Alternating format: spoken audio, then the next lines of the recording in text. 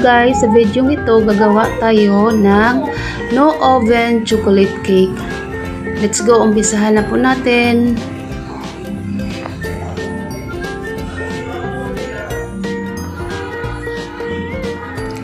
One can evaporated milk. Lagay lang tayo ng 1/4 cup of water. 1 cup sugar. 1/2 cup cocoa powder. Strain lang natin yan para hindi mamumuo. 2 tablespoon flour and 1 tablespoon cornstarch. Yan, gamitin natin ng strainer guys. After, maglagay tayo ng 2 tablespoon instant coffee powder. Mix well until smooth. I-mix lang yan ng i-mix guys hanggang sa mawawala yung namumuo niya. Ayan. Tanggalin lang natin yung mga buo-buo. Ayan. Okay na siya. Lagyan natin ng cook on low medium heat. Ayan. Okay na siya.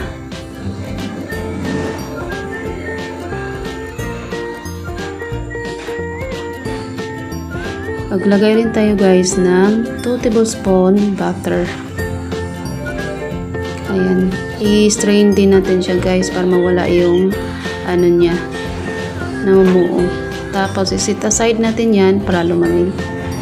Ngayon maglagay tayo ng 1 and 1/2 cup all-purpose flour, 1/2 cup cocoa powder, baking soda, at baking powder. Tag 1/2 yan sila lahat. Lagyan din natin ng 1/2 teaspoon salt and 1 cup sugar. I-mix natin yung mga dry ingredients. Lagyan natin ng 1 cup water, 1 large of egg, and 1/3 cup of vegetables oil. I-mix lang siyang mabuti. Ayan, okay na siya. Tapos, yung lalagyan na yan guys, lagyan natin, brush na natin ng oil para hindi dumidikit yung ating cake.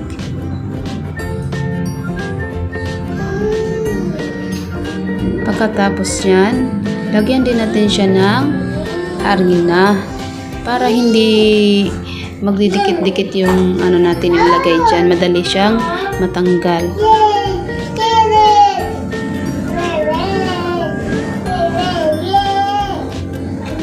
Tapos, sagilalin natin sa lagayan. Ayan, yung lagayan natin guys, yung parang nasa lychee plant na lagayan.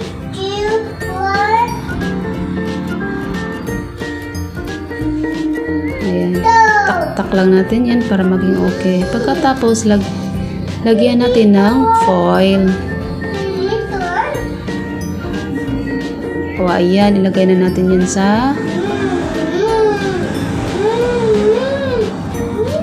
steam na natin yan sa steamer. Ayan. Pag okay na siya guys, anuhan nyo siya ng toothpick. Ayan. Kahit anong ano yan. Tingnan nyo kung okay na siya. Kung luto na siya, walang didikit. Ayan. Pagkatapos nyan, tanggalin natin. Ilagay natin sa ibang lagayan.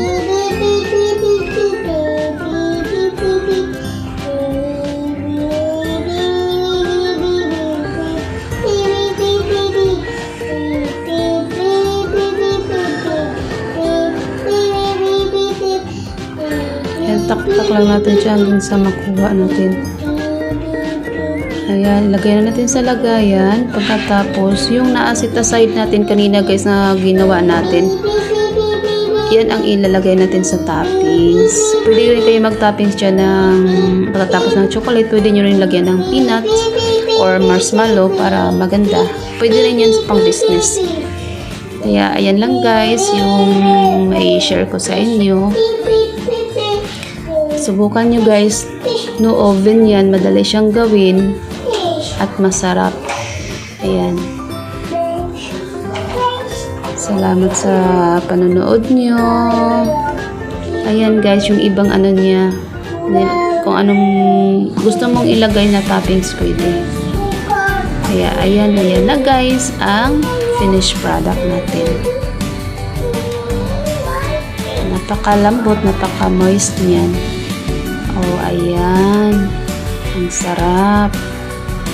Kung ano pang hinihintay nyo, gumawa na rin kayo ng